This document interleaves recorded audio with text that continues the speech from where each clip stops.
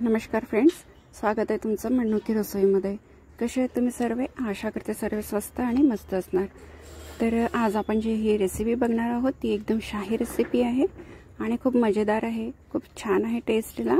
आणि आता गरमीला थोडी सुरुवात झालेली आहे, तर नक्की तुम्ही बनवून बघा ही थंडी थंडी ब्रेड पुडिंग, शाही ब्रेड पुडिंग। तर चला आपण मनोकी रसोईमध्ये जाऊन याची रेसिपी बघून घेऊया। तर मी इथे एक असा गंज घेतलेला आहे आणि त्या गंजामध्ये मी इथे 1 लिटर दूध घेते। तर दूध जे मी इथे नॉर्मल दूध वापरलेलं आहे पॅकेटचं, तर तुम्ही गाईचं दूध सुद्धा घेऊ शकता। तर या प्रकारे आपण इथे एक गंजामध्ये 1 लिटर दूध घेतलेलं आहे आणि हे दूध छान तापवून घ्यायचं आहे हाय फ्लेमवर। त्याला बॉईल येईपर्यंत आपल्याला हे तापवून घ्यायचं आहे। तर खूप छान अशी रेसिपी बनते, मुलांना, छोट्या मुलांची तर खूप आवडती आहे ही रेसिपी, ही डिश। तर बघा, नजर हटली की दुर्घटना घटी अशासारखं काम आहे दुधाचं। थोडं इकडे बोलत होते तर दूध उतू जायला सुरुवात झाली होती। तर बघा, या प्रकारे आपल्याला इथे उकळी काढून घ्यायची आहे। त्यानंतर आपण इथे साखर टाकून घ्यायची आहे। तर मी इथे साधारणतः 1 वाटी साखर टाकून घेतलेली आहे, तेवढं सफिशियंट आहे। तुम्हाला जर गोड जास्त आवडत असेल तर तुम्ही जास्त वापरू शकता। त्यानंतर काय केलं आहे की इकडे वाटीमध्ये थोडं दूध मी वेगळं घेऊन घेतलं आहे आणि त्यामध्ये अर्धा वाटी कस्टर्ड पावडर घेतलेला आहे। डायरेक्ट आपल्याला त्या दुधामध्ये कस्टर्ड पावडर टाकायचं नाही, कारण की ते घोळताना त्यामध्ये गडे बनण्याची शक्यता असते। तर आपल्याला छान इकडे मिक्स करून घ्यायचं आहे या प्रकारे। त्यानंतर या बॉईल झालेल्या दुधामध्ये आपल्याला हे टाकायचं आहे। तर बघू शकता, आपल्याला या दुधामध्ये आपण टाकून घेऊया। दुधाची गॅस फ्लेम एकदम लो आहे। तर या पद्धतीने इथे दुधामध्ये मिक्स करून याला छान हलवून घ्यायचं आणि 2 मिनिटे याला थोडं होऊ द्यायचं आहे। जसजसं हे गरम होईल तसतसं इथे कन्सिस्टन्सी बघू शकता, एकदम घट्ट होते आहे दुधाची।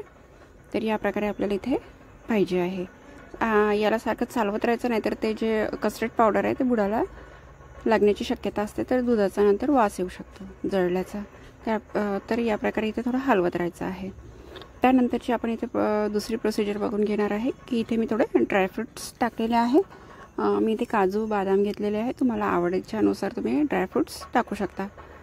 तर यानंतर आपण इथे बघू शकता हळूहळू कन्सिस्टन्सी इतकी घट्ट झालेली आहे। तर आपण इथे गॅस बंद करून द्यायची आहे। याला थोडंसं साईडला ठेवून थंड होऊ द्यायचं आहे। त्यानंतरची प्रोसिजर आपण त्याच वाटीमध्ये मी थोडं इथे मलाई घेतली आहे दुधावरची आणि तिथे मी 2 चम्मच पिठी साखर टाकत आहे, कारण की मलाईमध्ये साखर लवकर विरघळणार नाही, म्हणून मी इथे पिठी साखर घेतलेली आहे। आणि त्यानंतर आपण इथे टाकणार आहोत दूध पावडर। दूध पावडरचं एक छोटं पाऊच जे येते, तर पुन्हा पाऊच टाका, त्याचे 1 किंवा 2 चम्मच होऊ शकते। याला छान मिक्स करून घ्यायचं आहे। जर फ्रेश क्रीम नसेल तुमच्याकडे तर दुधावरची साय घेतली तरी चालेल, ठीक आहे। तर त्यानंतर आपल्याला इथे असे ब्रेडचे स्लाइस घ्यायचे आहे आणि या ब्रेडच्या स्लाइसचे साईडचे जे कडा आहे त्या काढून टाकायच्या आहे। त्या हार्ड असते दुधामध्ये, ते म्हणजे लवकर हे होणार नाही, तर ते कडक चांगलं वाटणार नाही। पूर्ण ब्रेडच्या काढा काढून घेतलेल्या आहे मी। त्यानंतर इथे आपण थोडं व्हॅनिला हे टाकून घेऊया, सोया सॉस टाकून घेऊया। त्यानंतरचे जे आपले हे जे ब्रेडचे मी असे तुकडे करून घेतलेले होते पुडिंगसाठी, आपण ब्रेड पुडिंग जे आहे त्याला आपण फिल करून घेऊया। शाही ब्रेड पुडिंग जे आपण म्हटलेलं आहे तर हे या प्रकारे आहे। आपण इथे जे दूध पावडर म्हणजे गाईच्या मलाईमध्ये, जे दुधाच्या मलाईमध्ये जे आपण घेतलेलं त्यामध्ये आपण दूध पावडर मिक्स करून घेतलेलं होतं, ते आपण इथे मिश्रण छान ब्रेडच्या प्रत्येक कडाला लावून घ्यायचं आहे। आणि त्यावर दुसरं एक असं व्हिडिओमध्ये दाखवल्याप्रमाणे तुम्ही करू शकता। तर या प्रकारे आपण इथे फिल करून घ्यायचे आहे प्रत्येक ब्रेडचे स्लाइस जे आपण करून घेतलेले आहे। आणि खूप छान अशी रेसिपी बनते। ड्रायफ्रूट्स तुम्हाला आवडीनुसार तुम्ही टाकू शकता भरपूर, मी एवढेच टाकलेलं आहे। काजू, बदाम तुम्हाला आणखी आवडीनुसार टाकू शकता। तर या प्रकारे आपल्याला इथे प्रत्येक ब्रेडच्या स्लाइसला हे फिलिंग करून घ्यायचं आहे। त्यानंतरची प्रोसिजर आपण बघू इथे की जे मी एक असं जार घेतलेला आहे, छान याला फ्रीजमध्ये सेट करायला ठेवायचं आपल्याला, म्हणून मी असं जार घेतलेला आहे। तुम्ही परात, असे खोलवट परात किंवा डब्बा वगैरे घेतला एखादा कुकरचा किंवा असं तरी चालेल। तर बघू शकता आपण छान थोडं आधी ते जे दूध तयार करून घेतलेलं होतं आपण कस्टर्ड मिल्क, ते आपण इथे टाकलेलं आहे आधी। त्यानंतर जे आपण ब्रेडचे स्लाइस केलेले होते ते ब्रेडचे स्लाइस आपण छान इथे असेंबल करून घ्यायचे आहे।